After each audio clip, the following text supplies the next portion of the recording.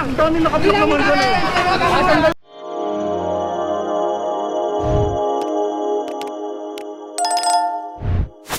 Dito tayo sa may Cavite Street sa buong kahabaan. Episode 2 na ito mga kayon. Panoorin nyo rin yung episode 1 natin. Clearing operation ayon sa direktiba na i-resume sa susunod na buwan. Pero sinisimulan na natin dito sa lungsod ng Maynila. Actually may mga reklamo din ito. Kaya talagang inaksyonan ng demolition team. Demolition team naman ang kasama natin mga kayon. Headed by Engineer Bulanon at ang ating mga team leader na si Sir Yancho, pati na si Sir Jun. Yung mga obstruction na nandito kagaya na natin sa bangketa mga kayon, lilinisin. Kaya talagang tulong-tulong ang gobyerno ng Maynila mga kayon. May gobyerno na ang Maynila para doon sa mga hindi pa nakakaalam talagang Babay yun yan eh. Oo. Ang galing mo na naman yan. Ang galing mo na naman. Babay din eh. Ang galing naman ito. Ang galing naman, ang galing naman. Ang galing naman. Ang galing naman. Ang galing naman na. Babay din ito eh. Ang galing naman. Pag-check na yan, sabi naman. Tatanggalin yung laman? Naku, puro babasagin mo yan. Sige naman, magagawa ka talaga ng lakto. Yan, pinalik-mulot yan, kukunin mo na yan ha. Bibigyan kita ng isang pagkakataon ha. Sige. Kapag yan binalik mo rito, wala ka na makukuha kahit basag na bote. Sige. Ha? Okay na. Sige. Okay. Okay na daw po. Bibigyan kita ng isang pagkakataon Oo. ha. Sige po. Cavite Street Ito na yung mga nakukuha natin. Grabe, puno ka agad mga kayon. Nasa Cavite Street pa lang tayo.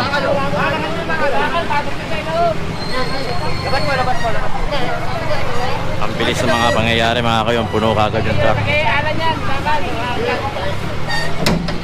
Oo, bigat dito. Barito. Sa gilid.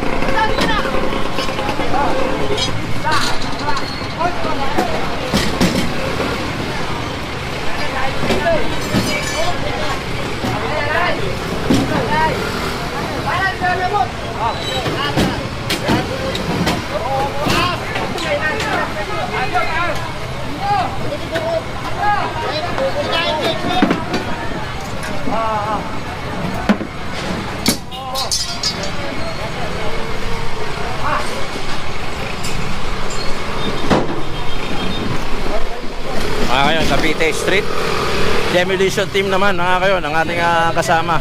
Ayun, nandun na pala sa unahan yung iba mga kayon, tumitira na ron.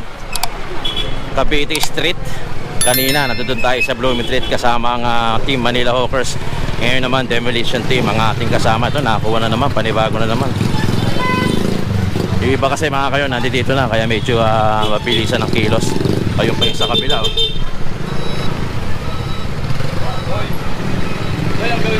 One point. Ito palis na to. Nangyari na to. Sikip na yung kali natin. Puro pa kayo mga nakaparking. Ito, basurahan ba to? Basurahan naman yan, barangay. Sige, sige. Tabi nyo lang kasi nakaano. basurahan pala ng barangay ito mga kayon. Ay, problema, nakaharang lang dito. Sabi na nga, tabihan nyo. Dito. Ito pa, isang obstruction mga kayon. Tingnan nyo, wala na sana.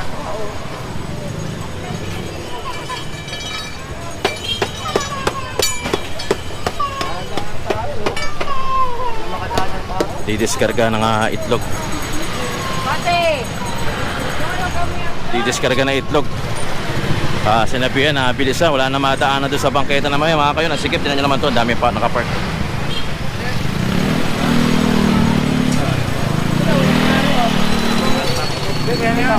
Alis na yan. Kanino ba yan?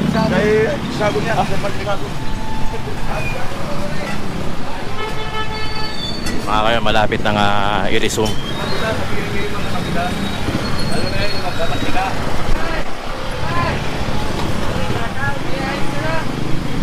O, sa kabila yan, sa Yeluan.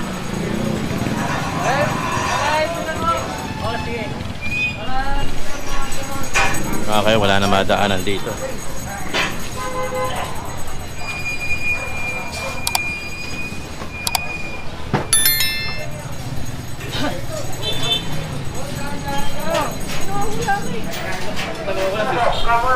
Ito, alisin ko.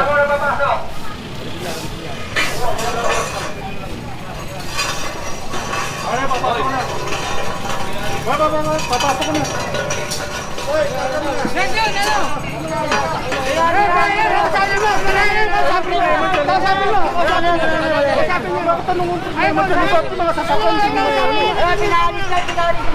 papasok ko na nga, bakit yung mga sasakyan na?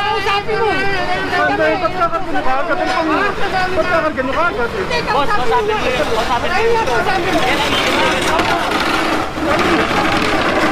Kinakargan nyo kagad eh. Parang unfair naman yata yun. Ang dami nakablock naman dyan eh. Ang dami nakablock naman dyan eh.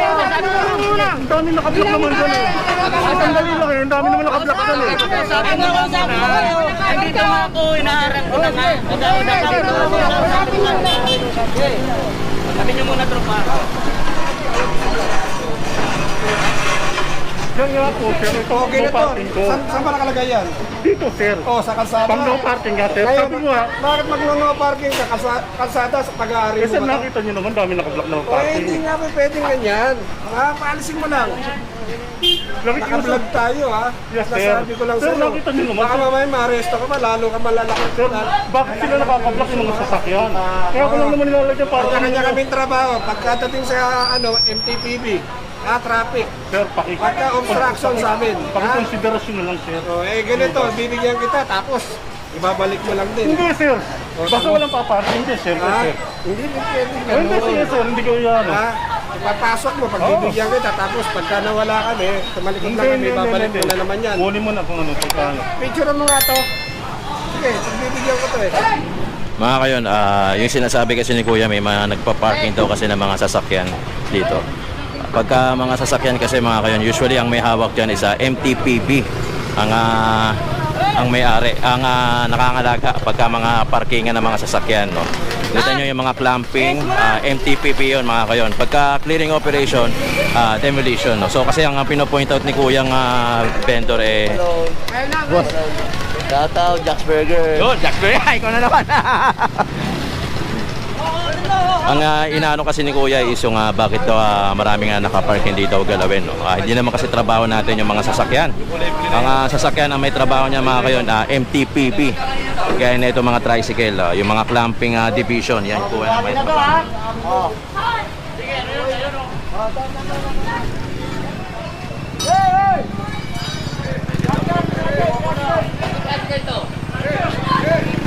Grabe, puno kagad yung truck.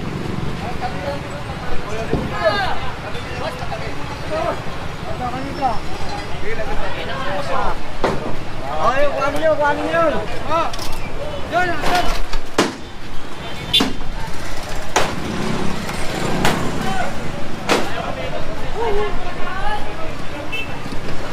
Tao! Alvin, sumabit pa ito. Basin mo, oh.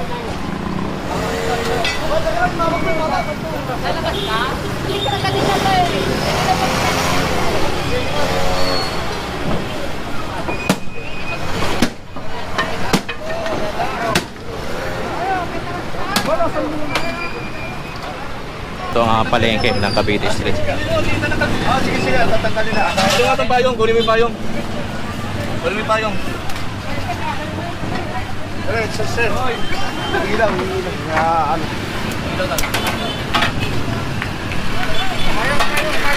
Mga kayon, sobrang sikip ng, actually maluwag itong kalye na to mga kayon. Kaso sumisikip na din dahil nasa kabilang side lang yung Blooming Street. Ito Cavite Street mga kayon. Kaninang umaga nanggaling tayo sa Blooming Street, kasama natin ang Manila Team Hawkers. Tapos ngayon naman Demolition Team ang kasama natin, headed by Sir Engineer Bulanon. At ating mga team leader na si Sir Yancho at Sir June ang ating team leader dito mga kayon. Pinapakuha ni Sir Yancho itong payong kasi nga talaga na nakaharang na. Actually kalsada na mga kayon. Ito kasi yung bangketa, sobrang layo ng tinakbo ng kanyang paninda. Punong-puno na yung truck natin.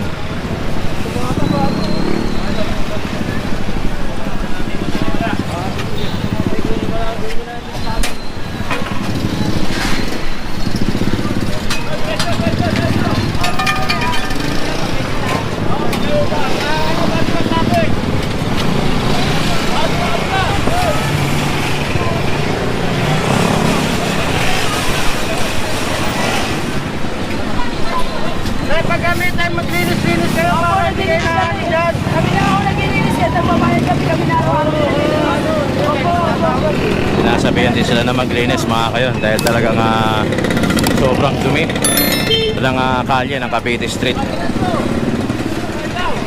Nagka-traffic na rito mga kayon dahil sumisikip yung daan dahil gawa ng karamihan dito talaga nasa gitna na yung mga vendor. Hindi lang naman vendor mga kayon, no? May mga nakapark na rin ng mga tricycle, terminal, yung mga taong namimili nasa gitna na rin na dumadaan. So it's more on a collaboration ng angkos ng traffic dito, hindi lang naman na vendor na nasa bangketa. Ayun na nangyayari dito. Ayun na panay ang hapot, sinampa na rin yung tricycle kariton na bakal. Ayun, no?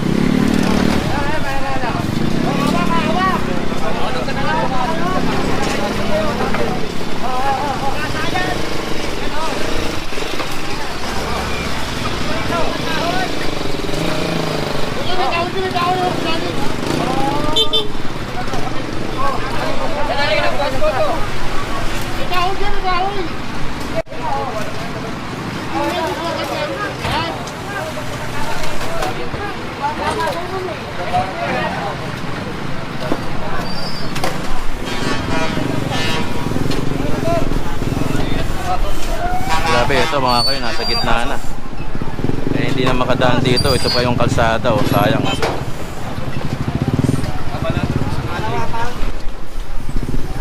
Episode 2 na ito mga kayo ng ating season finale. Demolition Team naman, ang pinaka-thumbnail nito mga kayo, ni color green. Nagagalit nga si Sir Yancho rito kasi gawa na nga itong basura ay nasa gitna na, nakaharang na sa kalye, kaya talaga nagkaka-traffic dito sa buong Cavite Street.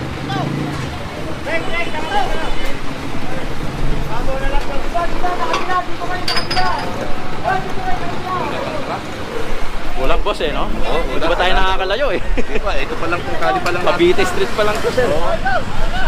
Sobrang dami mga kayo na talagang pinaghahakot ang demolition team natin kulang talaga isa. Actually malaki na itong truck natin pero kulang pa rin talaga. Mga kayo minsan kasi may mga nagko-comment kasi sa atin na dapat talaga maramihan, no? Hindi kasi magawang maramihan na magkakasama yung mga departamento not unless i-schedule. Ngayon actually merong clearing operation ng QRT, panoorin nyo sa ating kasama na si Kayo Tubero. Ang Manila Team Hawkers meron din, tapos ang demolition meron din. So talagang nagkakahiwa-hiwalay, no? So parang ginagawa na lang nila yung pinaka-the best na kaya nilang gawin na kung anong meron tayo ngayon kahit isang truck lang. Kung maraming truck sana mas maganda, pero kung wala talaga ito yung pinaka-best option. So gawin na lang yung trabaho.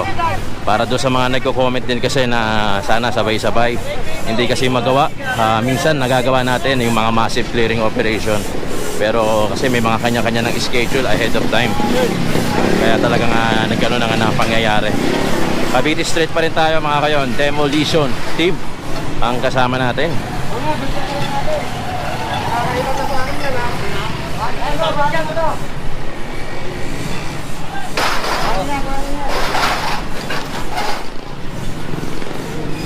Since malapit na yung ating napipintong resume ng clearing operation sa bangketa, sinisimulan na rito sa Maynila ang paglilinis, no? Meron na rin complaint ito at request na nila ata ng barangay. Patuloy pa rin ang clearing operation ng demolition team. Kasama natin si Sir June at si Sir Yancho, ang ating mga team leaders dito. Ito, nasa kalsada na rin mga kayo.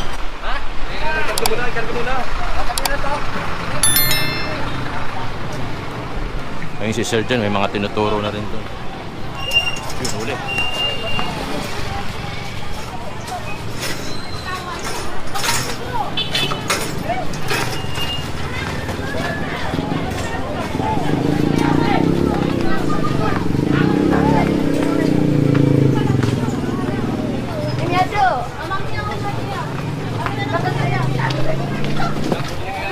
Bigyan nyo na.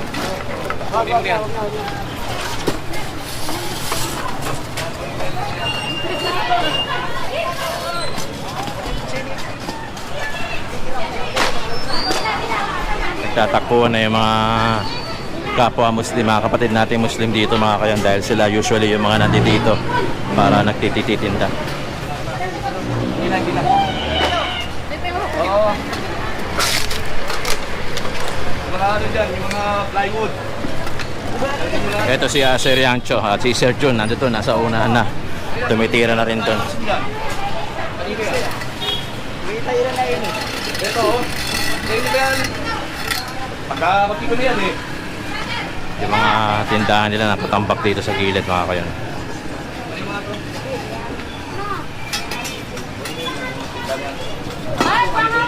Mga kayon, sobrang init dito sa Pilipinas pero kita nyo naman, oras natin nasa alas 10 pasado na.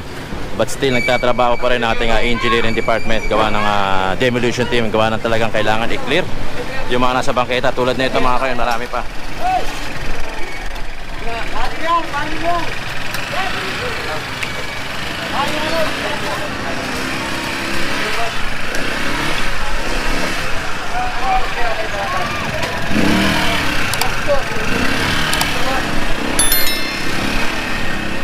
Sasya pa ba yan?